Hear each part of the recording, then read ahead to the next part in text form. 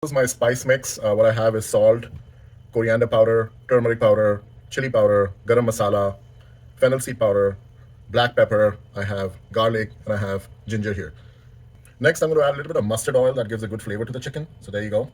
There's my mustard oil. I'm going to add some grated coconut here that I have, and I'm going to mix all of this together.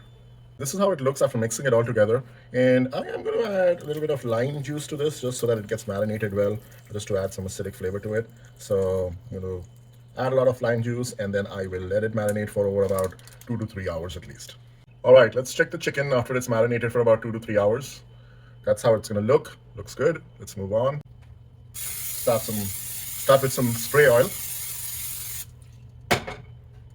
Next goes in our chicken one by one.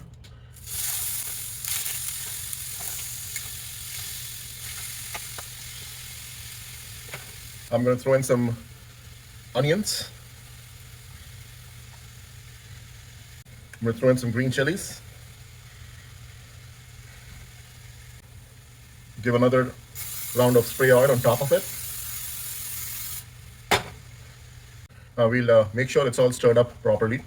Now the reason I'm doing this is because I had added the grated coconut while the chicken was marinating. So I want to make sure that the chicken, along with the grated coconut, doesn't stick to the base of the pan.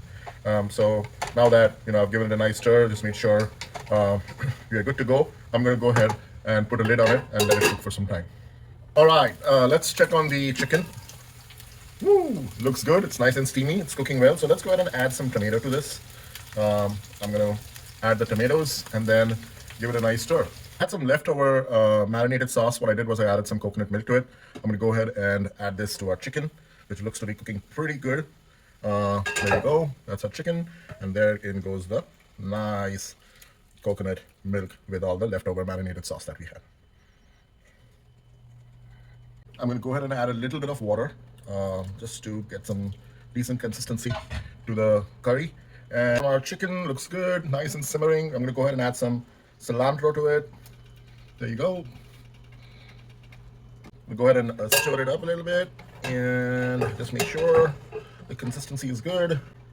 And that looks pretty okay to me. Looks as if it's cooking evenly.